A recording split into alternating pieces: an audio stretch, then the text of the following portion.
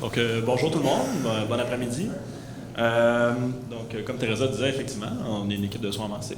Mon nom c'est Vincent Desrochers, je suis paramédic de soins avancés grand aussi. C'est ça. Aujourd'hui, on est venu vous présenter notre projet, projet de recherche qui s'appelle l'arrêt cardio-respiratoire médical réfractaire à la défibrillation. Puis je dis un projet de recherche parce que ça n'a pas commencé hier, je vous épargne les détails, mais c'est vraiment un chemin de Compostelle pour nous, c'est un grand apprentissage, c'est notre premier projet, donc c'est sûr qu'à tous les jours on se plante un peu en se disant comme « Oh, oups, c'est pas de même qu'il faut qu'on fasse ça ». Donc on a la collaboration d'un de nos bons collègues pour nous aider avec ça. Je vous présente ça. Donc notre équipe de recherche, Simon Bilodeau, juste derrière moi, on a Julien Pierre Côté, à votre gauche, droite en fait, Vincent Desrochers, moi-même, Louis-Pierre Fournier, avec son uniforme. Puis Marc-Olivier Nadon, juste à côté. Puis on a aussi Luc de Montigny qui nous aide énormément dans le projet, qui est notre directeur de recherche. Puis on ne pourrait pas passer à côté de la grande aide de Dr. Siegel, qui nous a aidé beaucoup durant notre projet. Petite mise en contexte par rapport à l'urgence santé. On parle de 2,5 millions d'habitants, 744 km² de territoire, environ 375 000 appels par année, 280 000 transports. Nous, on parle des arrêts cardio-respiratoires, c'est environ 1% des appels d'urgence santé. Donc, c'est quand même une petite proportion, mais quand même assez morbide, donc très importante pour nous. La chaîne d'intervention urgence santé, comment ça fonctionne? En fait, ça commence avec le premier intervenant, donc la personne qui reconnaît la problématique, dans laquelle l'urgence santé est très impliquée. Donc, avec le programme, entre autres, Héros Entrante, forme des premiers intervenants pour faire la réanimation rapidement. Puis évidemment, dans les premiers intervenants, on va aussi rajouter les répondants médicaux d'urgence qui sont extrêmement importants, parce que le patient appelle, la famille en fait, évidemment, appelle le 911, mais c'est le répondant médical d'urgence, comme Teresa nous expliquait, qui va prendre en charge la situation, évaluer, prendre la plainte principale, trouver quelle est la problématique, puis éventuellement, aider le premier intervenant à offrir les soins en attendant l'arrivée des services d'urgence. Donc, une partie très importante au niveau de la diminution de la morbidité. Ensuite, on a les premiers répondants, 66 casernes à Montréal, c'est offert par le service des incendies de Montréal et Côte-Saint-Luc aussi, Côte-Saint-Luc IMS. Puis à Laval, on a aussi les policiers du service de police de Laval qui nous aident avec ça. On a évidemment les paramédics de soins primaires, urgence santé, qui sont la très grande majorité de nos professionnels qui travaillent avec nous. Les paramédics de soins primaires, évidemment, administrent la défibrillation semi-automatique, peuvent installer un combitube, donc vont administrer les soins, puis c'est les experts de l'évacuation qui permettent d'amener le patient éventuellement à l'hôpital, puis recevoir des soins supplémentaires. On a, depuis 2001, un programme à Montréal de soins avancés. Pendant de très longues années, a été un projet pilote. Depuis un an, pardon, excusez-moi. Il y a l'arrivée des étudiants de l'université qui sont allés rajouter plus de paramédics de soins avancés sur la route, qui peuvent offrir des soins supplémentaires. On peut aller faire de la défibrillation manuelle, l'administration d'antiarythmiques, l'ACLS, donc des traitements plus avancés. Puis finalement, évidemment, le centre hospitalier, qui est un peu le point de chute final des patients lorsque le transport est nécessaire, puis qui vont pouvoir administrer des soins supplémentaires aux patients. Dans notre cas, on parle de l'arrêt cardio-respiratoire, donc comme je vous parlais, une petite parcelle des appels d'urgence santé, mais encore une fois, une parcelle avec une morbidité significative. Donc, l'arrêt cardio-respiratoire, on peut le séparer en plusieurs catégories pour vous parler de la catégorie qui va le plus nous intéresser. Mais donc, on a l'arrêt cardio-respiratoire médical et traumatique. Évidemment, traumatique, ça nous intéresse plus ou moins aujourd'hui. On parle de tout ce qui est accident de voiture, les gens qui se font tirer dessus, les coups de couteau, ce genre de trucs-là. On a des arrêts cardio-respiratoires qui sont réversibles, donc on peut faire certains traitements qui permettent de renverser un peu l'arrêt cardiaque, alors qu'il y en a qui sont non réversibles. Je vous évite les détails. Puis évidemment, on a les arrêts cardio-respiratoires médicaux qui peuvent être de causes multiples, évidemment, ce qui rend un peu le traitement des arrêts cardiaques complexe parce qu'on ne peut pas faire un protocole one size fits all. Donc, nous, on aimerait se spécialiser à l'intérieur des arrêts cardio-respiratoires défibrillables, donc qui ont soit une fibrillation ventriculaire ou une tachycardie ventriculaire. Puis, on a les arrêts cardio-respiratoires non défibrillables, donc la systolie et les activités électriques sans pouls, sur lesquelles on ne se penchera pas. Bonjour, Marc-Olivier, comme Vincent m'a présenté. C'est sûr qu'avant de se projeter sur qu'est-ce qu'on pourrait améliorer, parce que comme tout le monde a déjà parlé dans les discours précédents, on est toujours en processus d'amélioration. Avant de dire qu'est-ce qu'on améliore, il faut regarder d'où ce qu'on part, qu'est-ce qu'on a déjà. Pour ce qui est de la réanimation actuelle, on s'est basé sur l'AHA et ses évidences. On s'est demandé les niveaux d'évidence par rapport aux soins qui sont établis. Là, je vais parler de soins primaires et de soins avancés, mais je ne vais pas parler de paramédics de soins primaires et de soins avancés. Je vais vraiment parler du BCLS puis de l'ACLS proprement dit. Donc, si on regarde nos niveaux d'évidence, on voulait savoir qu'est-ce qui est le plus haut niveau. On a ce qui est dans les premiers intervenants, les PR, les paramédics de soins primaires et les paramédics de soins avancés, les compressions thoraciques qui sont définitivement catégorisées comme une classe 1, donc c'est le plus haut niveau d'évidence. Les RMU font déjà un très gros travail d'initier les compressions thoraciques juste par recommandation téléphonique. Ils expliquent comment ils doivent procéder, la famille ou les témoins. Même ça, c'est un niveau d'évidence classe 1. Juste de parler au téléphone, on parle de classe 1. Après ça, on a la ventilation non invasive, donc le pocket mask ou le ballon masque avec supplément d'oxygène. On tombe déjà un peu au niveau d'évidence, parce que juste le RCR 32 typique, on parle d'un niveau 2A. Fait qu'on vient tout de suite de dropper un peu. Puis après ça, on a les soins avancés. Donc, soins avancés, encore une fois, je ne parle pas des PSA, je parle vraiment des soins avancés de l'AHA. Donc, oh, merci. C'était comme le plus important. On va revenir. La défibrillation rapide, merci Louis-Pierre. Donc, que ce soit avec un DEA, un moniteur semi-automatique, la défibrillation manuelle, on sait très bien que le choc, c'est ça qui sauve des vies. Donc, je vous apprends rien, c'est une classe 1, évidemment. Elle est incontournable. Donc, le plus vite qu'on choque, le mieux que c'est. On va faire de la suite logique avec où est-ce que je m'en vais. La ventilation invasive, donc on parle de dispositifs supraglottiques ou de tubes endotrachéales. On est encore comme tout le reste qui va suivre, en fait. L'adrénaline, donc l'administration d'épinéphrine per code. Les antiarythmiques, donc on parle autant de l'amiodarone, de la lidocaïne, parfois le sulfate de magnésium. Les traitements de cause réversible, donc tous les médicaments qu'on pourrait administrer pour des problèmes très spécifiques. On parle de classe 2B. Fait que là, on est encore plus loin que notre bon vieux massage, notre défibrillation manuelle. Et finalement, ça c'est vraiment très hospitalier. On ne verra pas ça peut-être à part dans le métro de Paris ou dans le musée du Louvre. On aurait dû mettre celle-là en fait. La réanimation extracorporelle, vous avez peut-être déjà entendu parler de l'ECMO. Je n'entrerai pas là-dedans, c'est vraiment très complexe à parler, mais c'est quand même un avenue prometteur aussi dans le milieu hospitalier, mais je pense qu'il y a quelque chose qui en parle dans pas très longtemps. Donc, effectivement, on fait une petite passe à la palette à notre collègue Alexis Cournoyer. On a la chance quand même d'avoir une étude qui a été faite en milieu urbain à Montréal. Il n'y a pas beaucoup d'études qui parlent des soins avancés du Québec ou des soins justement préhospitaliers avancés. On a la chance quand même d'avoir cette étude-là. On a quand même pu constater que, oui, on a plus de retour de pouls pour les soins avancés que les soins primaires. Malheureusement, la survie neurologique, elle n'est pas plus là. Donc, on cherche à peut-être améliorer ça. C'est intéressant quand même de voir que les données datent aussi avant 2015, donc moins de PSA disponibles. Les temps réponse étaient déjà pas très bons à ce moment-là, quand il y a un seul véhicule sur je ne sais plus de combien de kilomètres carrés, 744. C'est sûr que ça a quand même une grande influence. Donc, on s'est questionné, qu'est-ce qu'on pourrait venir améliorer, qui est évident, qui est bénéfique pour le patient. Donc, avec l'exercice qu'on a fait, on s'est dit, on a plus de soins avancés, donc on a plus de moniteurs aussi qui se déplacent sur l'île de Montréal et de Laval.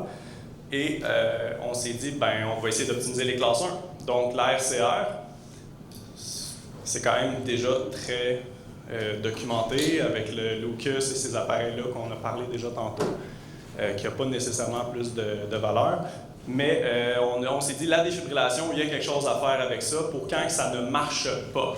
Et je pense que c'est ça, cette étude-là, que ça pourrait démontrer aussi, c'est nos soins ne fonctionnent pas tout le temps, comment les améliorer, peut-être avec des visions de défibrillation double.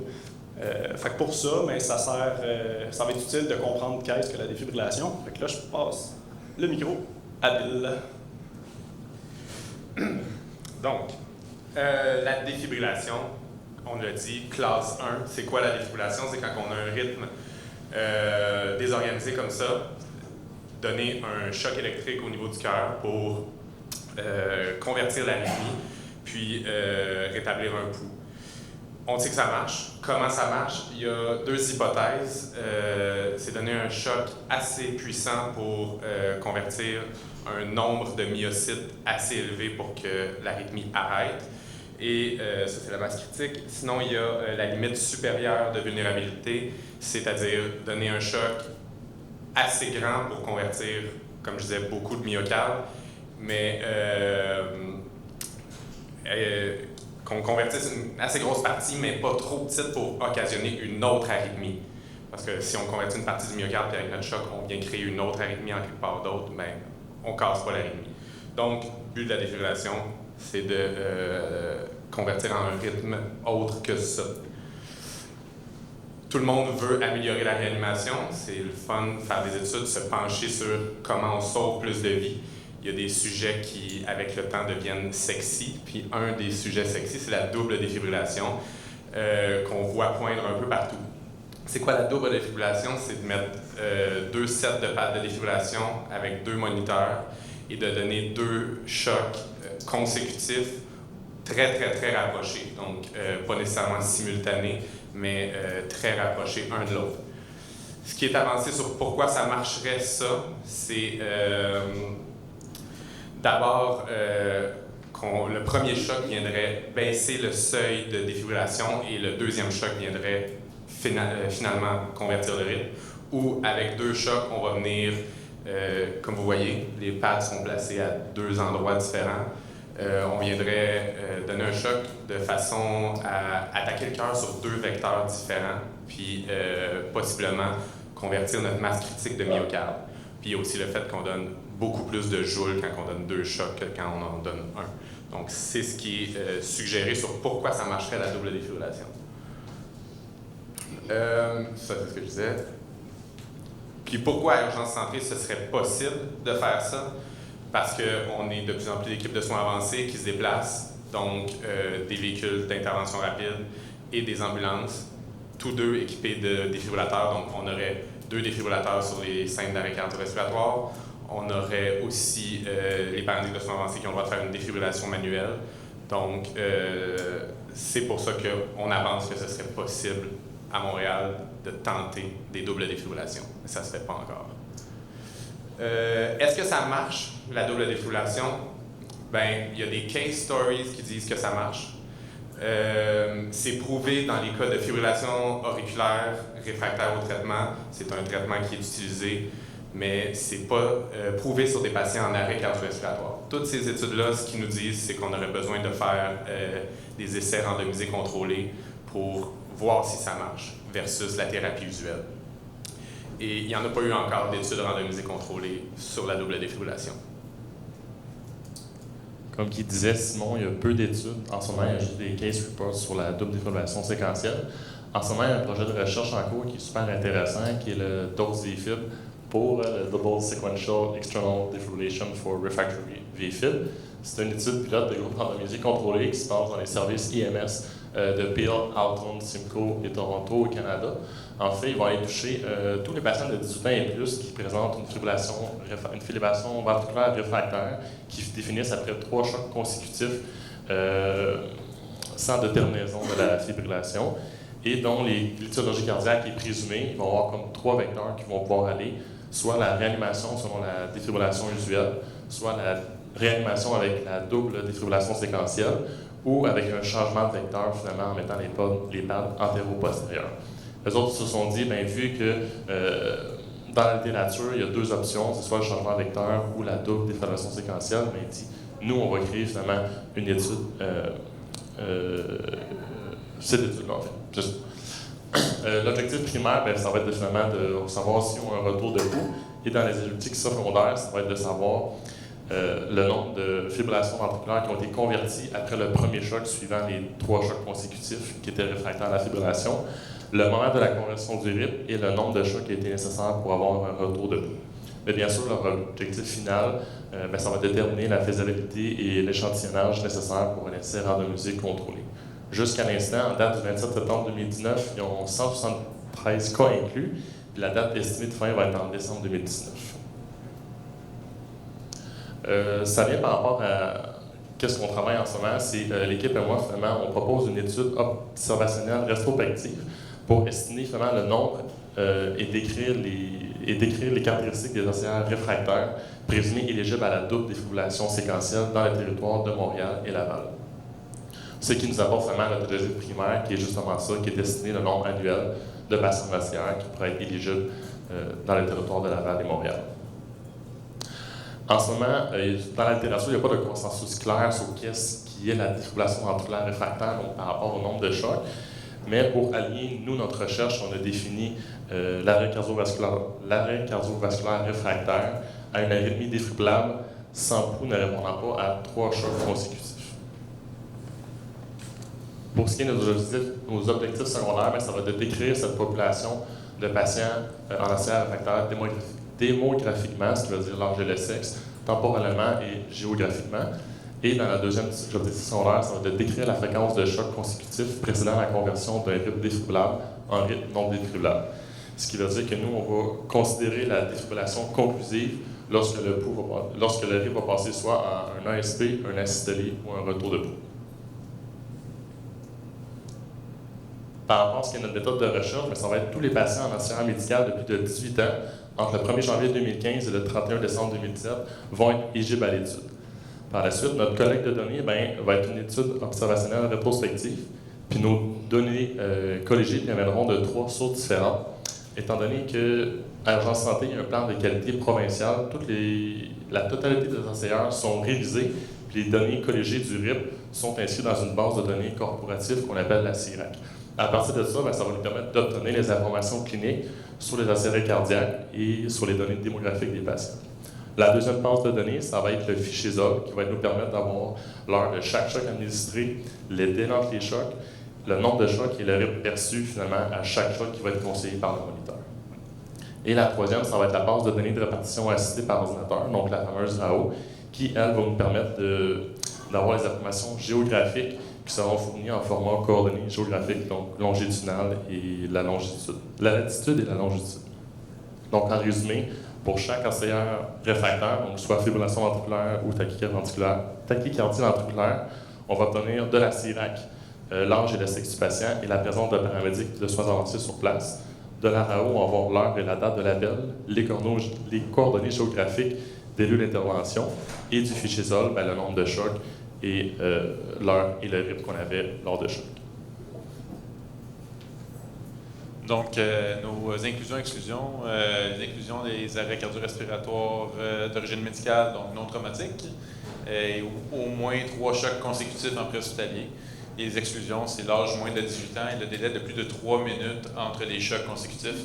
Dans le fond, on veut essayer d'éliminer dans la littérature, on différencie les OCR ou les fibrillations ventriculaires récurrentes ou les fibrillations ventriculaires qui sont réfractaires.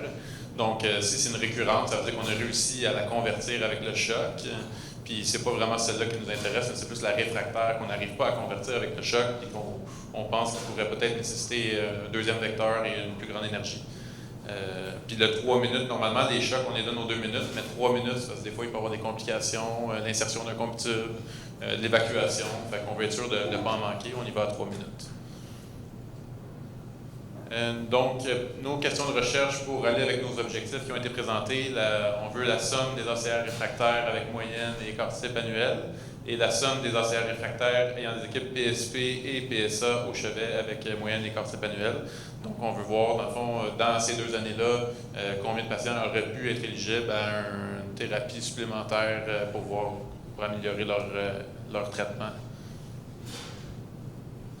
Et nos questions de recherche secondaires, donc on veut la distribution des fréquences et du nombre de chocs administrés, la moyenne et écart-type de l'âge des patients, la proportion de patients masculins, La distribution de patients selon le moment de la journée, qu'on divise en 4 moments. En tout cas, c'est ce qu'on avait comme idée. On verra quand on va voir les données. La cartographie, la distribution d'ACR réfractaires et la compilation de la mortalité associée au cas d'ACR réfractaire. C'est beaucoup des données qu'on va voir déjà ou qu'on voit déjà dans les études qui sont publiées, dans les case reports et compagnie. On veut essayer évidemment de compiler nos propres données ici, voir si on a des données similaires. Donc, nos contributions à la science, dans le fond, ça pourra nous permettre de participer à un éventuel projet de recherche de double défibrillation séquentielle ou d'autres traitements, mais dans le fond, on cherche à améliorer la morbidité et mortalité de ces patients-là qui ont des arrêts cardiaques prolongés. Parce que dans tous les cas, on parlait... Hein? OK, le temps. Bon, donc on n'a pas commencé encore, comme ça a été présenté au début, mais ça fait longtemps qu'on travaille là-dedans, mais on n'a pas commencé à jouer dans les chiffres. Ça a été approuvé récemment, donc très rapidement, on va pouvoir commencer à analyser et compiler toutes ces données-là, et les résultats seront à venir d'ici les prochains mois.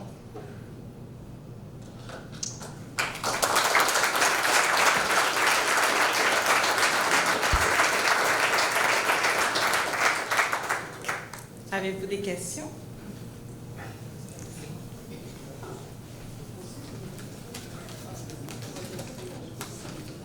Bonjour, Christopher, paramédic instructeur. J'avais une question. C'est quoi la durée qu'il faut attendre entre les deux chocs pour les deux chocs? Puis est-ce que ça serait possible de le faire juste avec un moniteur? On a 2 sets de pads. Je pourrais mettre mes 2 sets de pads dans les deux façons anthroposphère ou thorax. Puis le faire moi-même avec mon DA, ou même avec mon moniteur, ou même avec le DA DPR. Si le DA DPR est là, on pourrait se timer avec leur prochain choc. Puis le faire avec mon moniteur, même si les soins avancés ne sont pas là.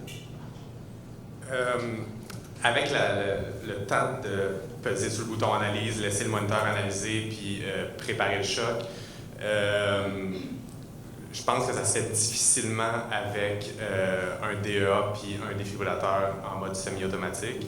Parce que la manière que c'est fait, c'est généralement, puis s'il y en a qui l'ont déjà fait ici, ils pourront me contredire, c'est généralement comme quasiment simultané. Fait que c'est, mettons, je compte jusqu'à go, moi je vais choquer à 3, puis toi tu choques à go. Genre 1, 2, 3, go. Ça va faire 2 chocs back-à-back. En fait, au début, on ne parlait pas de séquentiel, on parlait de simultané. Et les fabricants des MDSA ont dit « Faites pas ça, vous allez faire péter vos machines, on ne vous les garantit pas si vous faites ça. » Maintenant, on parle de séquentiel, mais c'est vraiment... On pèse le bouton en même temps, puis il y a une fraction de seconde. Mais question de changer les pads, on ne parle plus de séquentiel. OK, mais on ne pourrait pas changer nos propres pads, mais sûrement qu'avec les DA DPR, on pourrait parce qu'ils ont un décompte. Fait qu'on sait exactement c'est quand qu'eux autres, leur DA va analyser.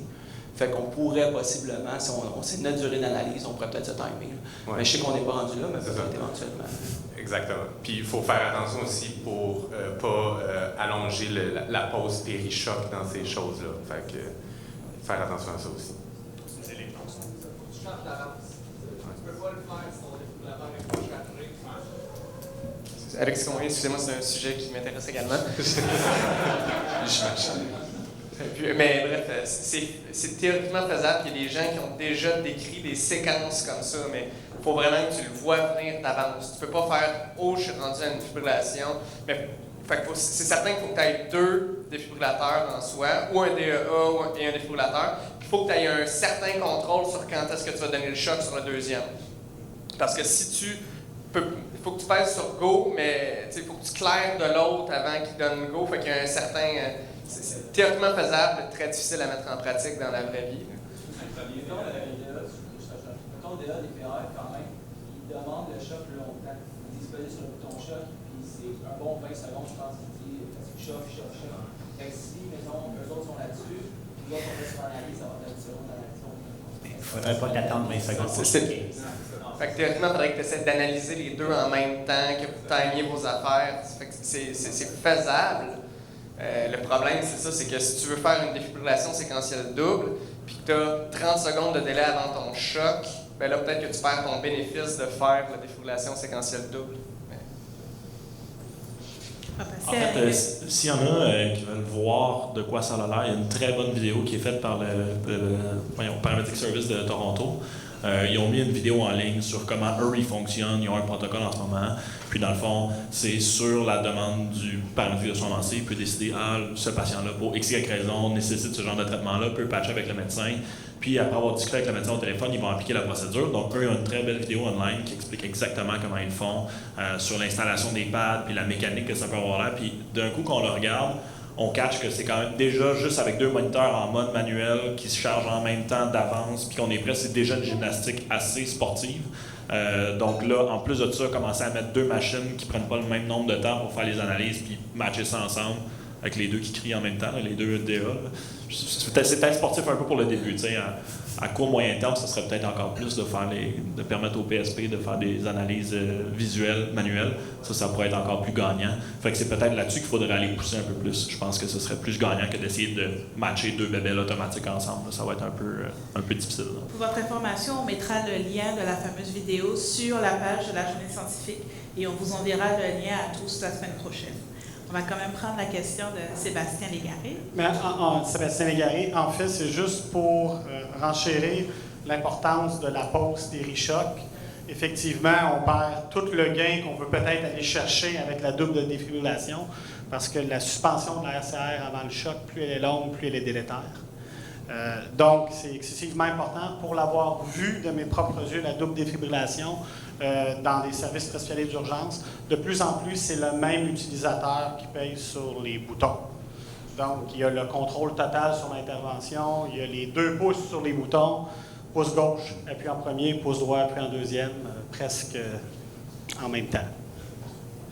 Et soit dit en passant, je voulais juste le souligner, 5 paramédics de soins avancés de la première cohorte universitaire, ils étaient 15, ils sont 5 sur les 15 à se lancer dans la recherche. C'est un tiers. Bravo.